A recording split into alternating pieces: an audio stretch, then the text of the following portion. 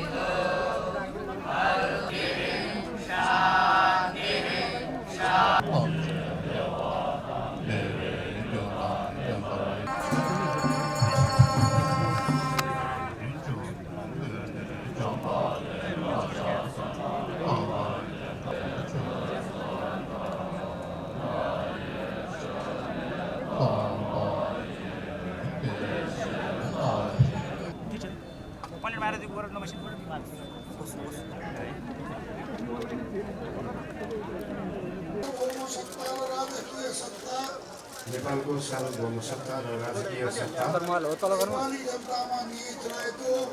नेपाली जनतामा निहित रहेको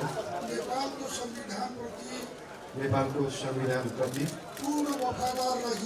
पूर्ण वफादार रही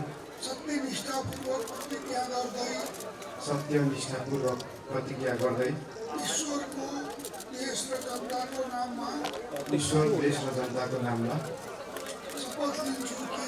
शपथ लिन्छु कि प्रधानमन्त्री पदको जिम्मेवारी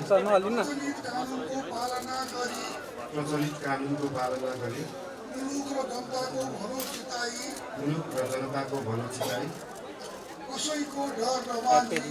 कसैको डर नमानी पक्षपात नगरी पूर्वाग्रह वा खराब भावना नलिई ईमानदारीका साथ गर्नेछु र आफ्नो कर्तव्य पालनको सिलसिलामा आफूलाई जानकारीमा आएको कुरा म पदमा बहाल रहँदा वा नरहँदा जुनसुकै अवस्थामा पनि प्रचलित कानुनको पालना गर्दा बाहेक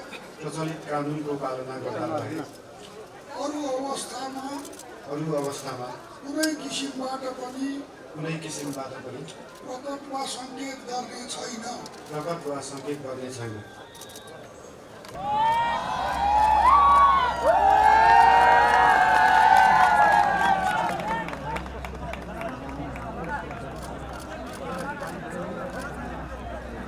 नवनियुक्त सम्माननीय प्रधानमन्त्रीज्यूलाई राष्ट्रपतिको कार्यालयको तर्फबाट हार्दिक बधाई तथा शुभकामना व्यक्त गर्दछौँ।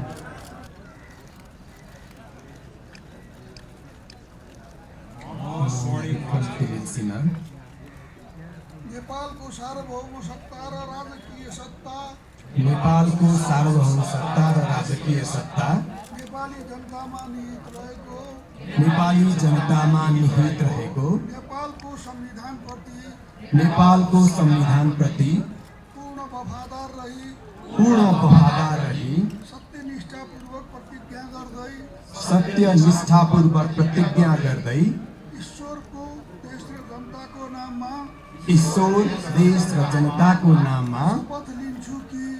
शपथ लिन्छु कि जिम्मेवारी मन्त्री पदको जिम्मेवारी प्रचलित कानुनको पालना गरी प्रचलित कानुनको पालना गरी मुलुक र जनताको भलो चिताई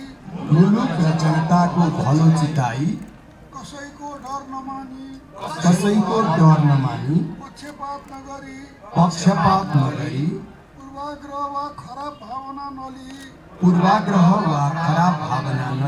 ईमानदारीका साथ वहन गर्नेछु र आफ्नो कर्तव्य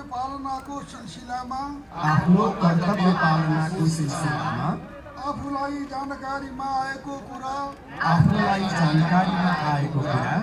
म पदमा बहाल रहँदा वा नरहँदा जुनसुकै अवस्थामा पनि प्रचलित कानुनको पालना गर्दा बाहेक अरू अवस्थामा कुनै किसिमबाट पनि प्रकट वा सङ्केत गर्ने छैन।